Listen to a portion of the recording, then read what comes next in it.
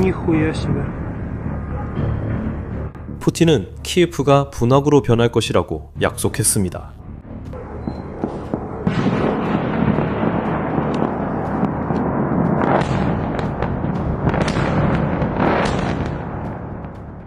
며칠 전 우크라이나의 공격이 러시아가 점령한 영토 깊숙한 곳을 강타했습니다. 러시아는 수십 명이 사망했다고 발표했습니다. 그 영상들은 러시아 TV에서 계속 방송되었고 다른 이야기는 나오지 않았습니다. 나라 전체가 충격에 휩싸였습니다. 국민들은 피를 원했습니다.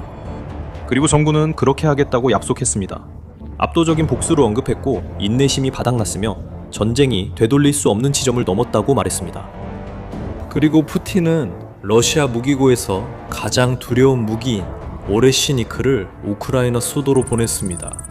그 미사일은 그의 말에 따르면 소리보다 10배 더 빠르게 날아간다고 합니다. 세계 어느 방어 시스템도 격추할 수 없고 태양 표면만큼 뜨겁게 타오른다고 합니다.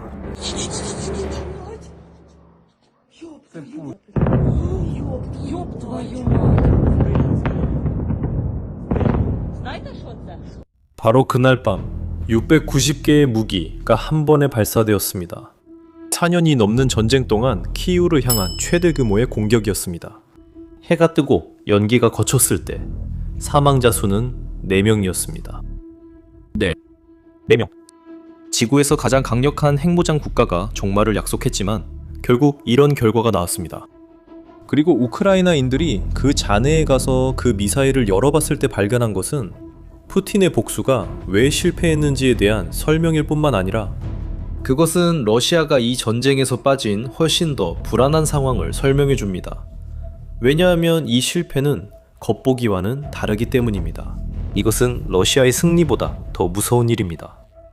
하지만 그 미사일 안에 무엇이 들어있었는지 이해하려면 먼저 최근 몇 주 동안 거의 아무도 말해주지 않는 한 가지를 이해해야 합니다. 보세요. 러시아가 키이우를 공격한 것은 이기고 있었기 때문이 아니라 피를 흘리고 있었기 때문입니다. 러시아를 피 흘리게 한 건 우크라이나였습니다.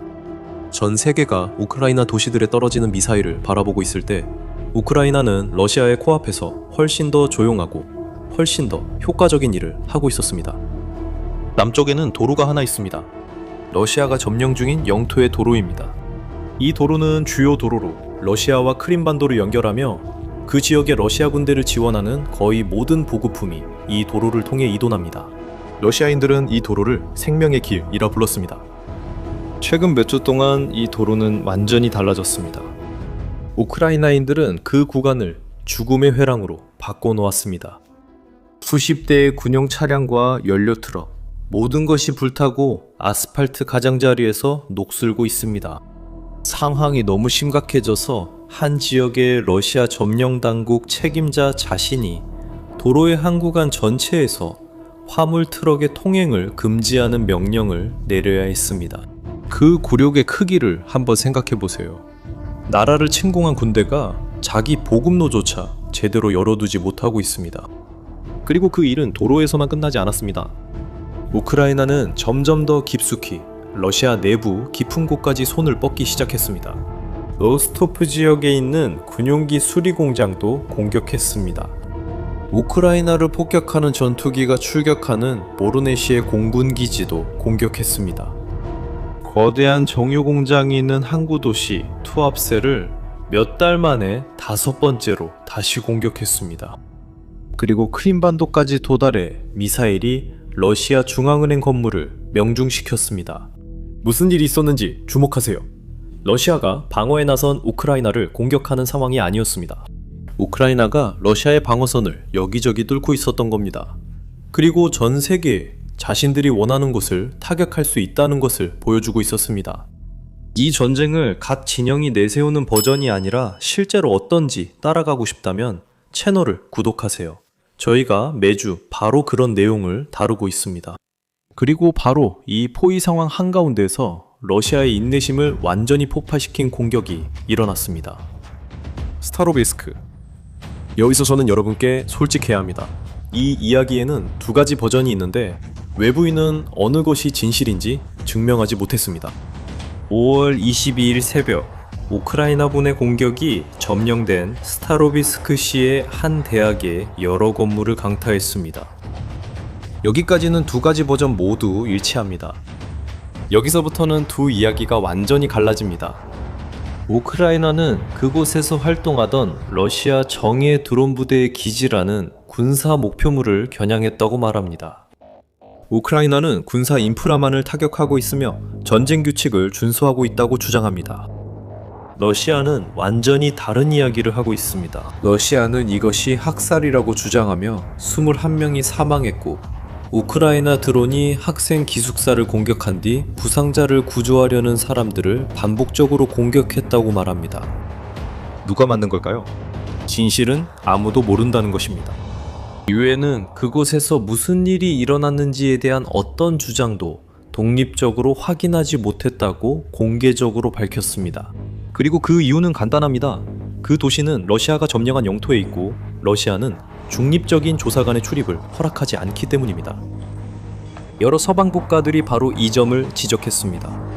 하지만 우리 이야기에서 진짜 중요한 점은 바로 다음입니다. 그 이후에 일어난 일에 대해서는 어떤 버전이 진실이든 상관이 없습니다. 중요한 건 러시아가 스타로비스크를 두고 한 일입니다. 러시아는 그 공격을 국가적인 명분으로 만들었습니다. 러시아 텔레비전은 끊임없이 보도했죠. 그리고 블라디미르 푸틴은 전 국민 앞에서 공개적으로 약속했습니다. 우크라이나는 큰 대가를 치르게 될 것이라고요. 그리고 세계 최대 핵무기 보유국의 지도자가 전 국민 앞에서 압도적인 복수를 약속할 때 전 세계가 숨을 죽이게 됩니다. 왜냐하면 모두가 그 위협 뒤에 무엇이 있는지, 그가 실제로 무엇을 할지 두려워했기 때문입니다. 러시아 내부의 압박감은 극에 달했습니다. 푸틴은 직접 군대에 보복 방안을 제시하라고 요청했습니다. 러시아는 외국 외교관들에게 키이우를 떠나라고 경고하기까지 했습니다. 이는 큰일이 일어날 것임을 암시하는 것이었습니다. 모든 정황이 전쟁에서 가장 잔혹한 타격을 예고하고 있었습니다. 온 나라가 응답을 원했고 푸틴은 반드시 응답하겠다고 약속했습니다.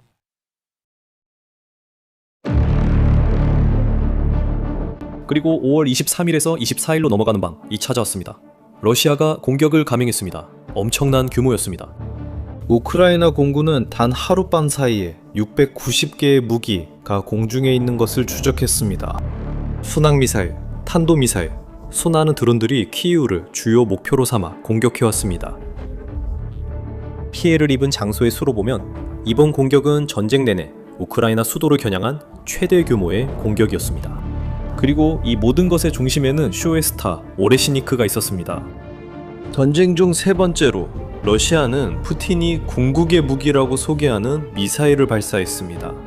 그것은 유성처럼 날아가며 그의 말에 따르면 어떤 방어체계도 막을 수 없다고 합니다. 그 순간이었습니다. 약속된 복수, 예고된 종말이었습니다. 그 결과 4명이 사망했습니다. 키이우 시내에서 2명, 주변 지역에서 2명이 사망했습니다. 부상자는 60명이 넘었습니다. 건물들도 파손됐습니다. 그리고 보세요. 이건 조준을 잘못해서도 아니고 군사복표만 노린 것도 아니었습니다. 떨어진 곳은 주거용 건물, 쇼핑몰, 학교, 심지어 체르노빌 박물관까지 있었습니다. 러시아가 인구 밀집 도시에 공격했습니다. 하지만 사망자는 4명이었습니다. 오해하지 마세요. 4명이 숨졌다는 건 4사람의 삶이 사라졌다는 뜻입니다. 내 가족은 다시는 예전과 같지 않을 거예요. 이건 결코 작은 일이 아니에요. 하지만 내 말 좀 들어봐요. 그 모든 분노와 지구상 최대의 핵무기고가 키이우를 겨누고 있다는 위협 이후에 전 세계는 재앙으로 아침을 맞이할 거라고 예상했죠. 그리고 결국 일어난 건 이거였어요. 74세의 우크라이나 은퇴자가 이 상황을 어떤 분석가보다도 더 잘 요약했어요. 그는 자신이 살던 건물이 공격당한 현장에서 신문과 인터뷰를 하면서 두려움을 느끼지 않았다고 말했어요. 그리고 키이우 주민들은 이미 너무 익숙해져서 감정이 무뎌졌다고 말했어요. 잠깐만, 그것에 대해 생각해보세요. 러시아가 전 세계를 공포에 떨게 해야 할 무기를 발사했는데 74세의 한 노인의 반응은 그냥 어깨를 으쓱하는 것이었습니다. 그런데 도대체 무슨 일이 벌어지고 있었던 걸까요? 러시아가 약해졌기 때문이었을까요? 아니면 그 처방용 미사일이 완전한 사기였던 걸까요? 우크라이나인들이 오레시니크가 떨어진 곳으로 갔을 때 답이 나왔습니다. 길라체르크바라는 도시 근처에서요. 그곳에서 그들은 러시아가 결코 예상하지 못했던 일을 했습니다. 그들은 잔해를 수거해서 미사일을 내부까지 열어봤습니다. 그리고 그 안에 있던 것은 이 전쟁을 가장 잘 보여주는 것이었습니다. 탄두였습니다. 포팔에서 파괴해야 하는 부분이 콘크리트로 되어 있었습니다. 각각 50kg이나 되는 금속과 주철 블록들이었고 폭약은 한 그램도 없었습니다. 그리고 이건 우연도 아니고 즉흥적인 것도 아니었습니다. 우크라이나인들은 러시아가 이 미사일을 3번 사용했을 때마다 정확히 똑같은 것을 발견했다고 말합니다. 가짜 탄두였습니다. 그리고 또 있습니다. 기술자들이 전자장치, 즉 미사일의 두뇌를 조사했을 때 2016년 이전에 제조된 부품들이 발견되었습니다. 10년도 더 된 부품들이었습니다. 또한 러시아는 오레시니크를 첨단 신형 미사일로 홍보하고 있다는 점도 주목해야 합니다. 우크라이나 전문가 중 한 명은 새로운 기술을 기대하고 열어봤다가 정반대의 결과를 보고 놀랐다고 말했습니다. 낡은 부품들이었습니다. 여기서 또 하나 중요한 점이 있습니다. 미사일이 떨어진 곳 근처에는 실제 군사 목표물이 있었는데 바로 비행장이었습니다. 오레시닉은 비행장을 빗나가 차고 단지 위에 떨어졌습니다. 미사일은 하강하면서 6조각으로 부서졌습니다. 그리고 그 6조각이 3개의 차고 위로 떨어졌습니다. 다음날 한 아주머니가 자신의 창고에서 연기가 나는 잔해를 뒤지며 그곳에 보관해 두었던 감자 수확물을 찾는 모습이 목격되었습니다. 이것이 바로 그 장면입니다. 푸틴의 무기고에서 가장 두려운 무기가 한 할머니의 감자 위로 떨어진 것이죠. 이제 여기서 우리는 현실적으로 생각해야 합니다. 오레시닉 자체는 거의 요격이 불가능합니다. 우크라이나인들도 이를 인정합니다. 방어 시스템으로 막기엔 속도가 너무 빠릅니다. 하지만 이 이야기의 가장 기이한 점이 바로 거기 있습니다. 왜일까요? 이 미사일은 진짜 핵탄두가 들어있어야만 진짜로 큰 피해를 줄 수 있기 때문입니다. 그것이 바로 이 미사일이 만들어진 이유입니다. 여기서 우리가 보고 있는 이 버전, 일반 탄두가 장착된 것, 잔해를 조사한 전문가들은 한 가지 중요한 결론을 내렸습니다. 러시아는 이 미사일을 제대로 작동시키지 못한다는 것입니다. 이유가 뭘까요? 미사일이 그렇게 엄청난 속도로 비행하는 방식 자체가 정확도와 탑재량을 떨어뜨립니다. 그러니까 그게 진짜로 무슨 의미인지 생각해보세요. 러시아는 자신들의 천둥이 되어야 할 무기를 발사했지만 일부러 번개 없이 보냈다는 거죠. 왜냐하면 푸틴이 했던 위협을 그 미사일이 실현할 수 있는 유일한 방법은 핵탄두를 장착하는 것 뿐이었으니까요. 푸틴은 그걸 장착하지 않았죠. 왜일까요? 왜냐하면 핵탄두를 장착한다는 것은 러시아 자신도 원하지 않는 핵전쟁을 시작한다는 의미이기 때문입니다. 그러니까 그녀가 키예프로 보낸 것은 무기가 아니라 무기에 대한 경고였습니다. 한 나라는 책상을 두드리며 위협했지만 실제로 주먹을 내리치지 않았습니다. 진짜로 내리치면 자신도 위험하다는 걸 알기 때문입니다.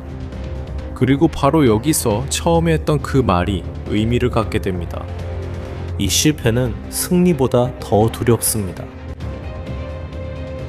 빌라 체르크바의 잔해가 러시아에 대해 무엇을 말하고 있는지 보세요. 4년이 넘는 전쟁과 세계 최대의 핵무기를 보유하고 있음에도 불구하고 러시아가 자신에게 가해진 최대의 공격에 대해 내놓을 수 있었던 가장 강경한 대응은 그저 논란뿐이었습니다. 번개 없는 천둥이었습니다. 탱크도 전쟁에서 이기지 못했고 드론도 이기지 못했으며 일반 미사일도 승리를 가져오지 못했습니다. 그리고 우크라이나의 포위망은 점점 더 조여오고 있습니다. 모든 게 실패하면 서랍에 남는 단 하나의 카드는 세상을 끝낼 수 있는 카드입니다. 그래서 진짜 위험은 이기고 있고 자신이 무엇을 하는지 아는 강한 적에게 있는 것이 아닙니다. 진짜 위험은 이미 아는 모든 것을 시도했지만 원하는 곳에 도달하지 못하고 자기 국민들에게 피를 요구받으며 내적으로 압박받고 서랍 깊숙이 마지막 카드를 쥐고 있는 궁지에 몰린 적에게 있습니다. 전세계 분석가들을 잠 못 이루게 하는 질문은 러시아의 강력함 여부가 아닙니다. 그건 한 나라가 자신이 가진 모든 힘으로도 충분하지 않았다는 걸 깨달았을 때 무엇을 하느냐입니다. 지금까지 오레시니크는 콘크리트를 실은 채 날았습니다. 지금까지는 그저 경고일 뿐이었습니다. 하지만 이 이야기는 끝나려면 아직 멀었습니다. 이 전쟁의 매주가 다음 장을 써내려가고 있고 저희는 대부분이 보여주지 않는 진실로 그 모든 이야기를 여러분께 전해드릴 것입니다. 앞으로의 소식을 놓치지 않으려면 채널을 구독하세요. 마지막으로 여러분께 질문을 하나 드리고 싶습니다.